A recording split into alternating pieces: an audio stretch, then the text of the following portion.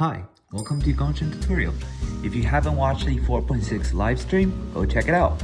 And don't forget about the 300 primos, although it's kinda late now. Okay, let's begin with the second half, Wander and Baiju. I kinda think Hoyo has personal issue with Wander's signature weapon now. Wander has been up for 3 times, including 4.6, and look at the weapons going with the bell. First time is Redhorn, and then Moonlight, and this time Jadefall. Hoyo, WTF. Let's start with Wanderer.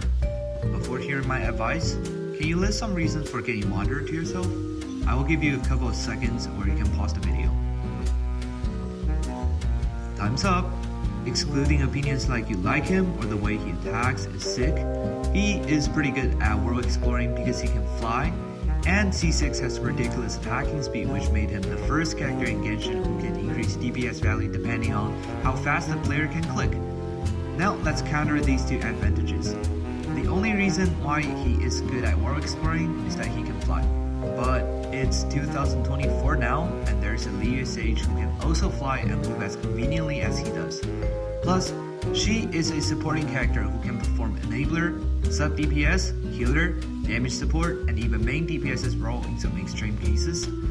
This is just from one perspective that someone can replace him in the world exploring. Therefore, at this point, I can guarantee you that Farazan, this necessary 4-star character for all Anemo teams, will occupy one slot of the 4-star characters on the Wanderer's banner every single time from now on, until Hoyo regards Wanderer as not profitable anymore, just like a monster limited 5-star Geo character. From the perspective of damage, Wanderer is a good DPS undeniably, but the cost of building him is extremely expensive that you need at least a C6 Farazan who I will literally none after spending entire 80 bolts on Shaman's banner. Plus, Icewind Suit has appeared in the abyss so many times and we're not sure how many more Anemo resistance enemies Hoyo is still gonna design, meaning Anemo teams are not positioned in an advanced zone right now. So in these cases, unless you're a beginner who needs a DPS desperately, or you already have a C4 or even a C5 Wanderer going for C6, you shouldn't spend resources on this character. Now let's jump into Baiju. As the only character who can instantly heal up the entire team with just E, satisfying both types of players who either pulled him or skipped him. Does any team need him to replace any character? Not really, because Nahida will never be the second best option for any kind of Dendro slots, and Charlotte can also fit into newbie Farina team without losing any DPS. But will he advance your gaming experiences? Obviously, but in only some teams. Low startup cost with just E, meaning he can help Farina stack fanfares whenever his skill CD is ready, unlike Charlotte still needs to recharge. C2 automatically release E when off-field, making him unnecessary to switch onto the court, saving a lot of time and reducing the risk of misclicking. I don't have specific reasons that you either must pull for this character or you must skip this character because it varies according to your box slot. Think him as a Dendro Zhongli without a shield but heal, and decide to pull according to your situation.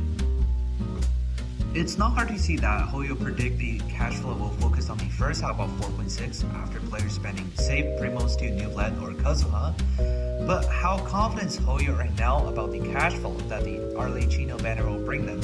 Or does it mean they're preparing for something better in the future? Because I don't think the combination of one of the most controversial Anemo DPS plus an optional healer with a trash weapon will bring any benefits. Before we start up with Lynney, I want to correct a common misconception that Lynney and Rousley, these two characters, are not weaker than any of the existing on-field DPS other than Newblad. I don't want to extend more time over here, I promise I will make a video about it later. Unlike other Pyro characters, Lynney's talents encourage him to join a mono power team which effectively solves his recharge issues. Insane high one-time damage with low startup cost made him once one of the best characters for single target combats. But his negatives are pretty obvious too, that as a full character requiring charge attack to do damage, he doesn't have any form of resistance to interruption or fast charge ability in his talents or his constellations, making his combat experience relatively more inconvenient than C6 Gonu and Tainari. Plus, Charge Bow is an anti-human design for phone players, so it will be a decrease to his playability because of real technological issues. Arlecchino is an avant-garde character from all perspectives. In good words, she has opportunities to get a crucial supportive character just like Xiao finally got Sharing, and in cruel words, it is certainly a gamble to bet on her value.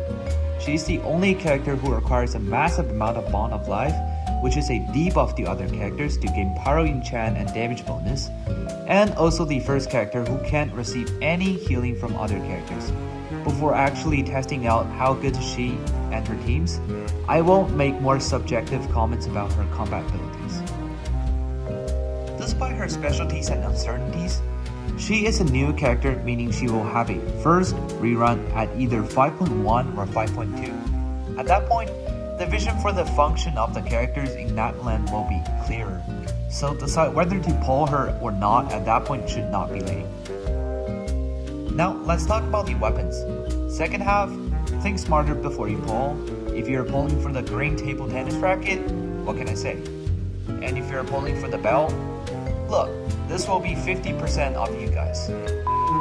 First half can also be skippable since Lynney has a lot of options like Polar Star, Aqua Simulacra, Hunter's Path, and even Amos does a pretty good job on him.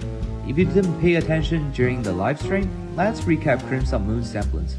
A polearm with 674 base attack, 22.2 crit rate, and its effect is to gain 25% bonds of life based on max HP in a certain period when hit enemies with a charge attack.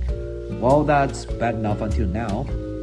And gain 12% elemental damage bonus when the wielder has bonds of life, and more when the bonds of life is over 30%.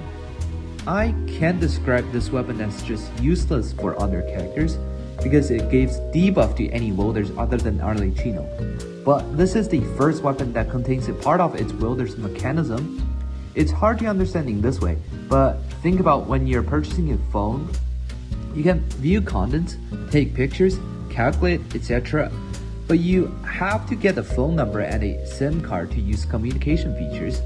Same thing with Arlecchino. You can label the enemies with E, then charge attack to obtain only a partial amount of bonds of life, which shortens the time for enchanting without Crimson Moon. But will Crimson Moon enhance Arlecchino's damage by a lot? Yes, but not a huge difference between Jade Spear or Staff of Homa. That's it for today. If you feel the information helped you with your polling plan, please leave a free like. I will appreciate it.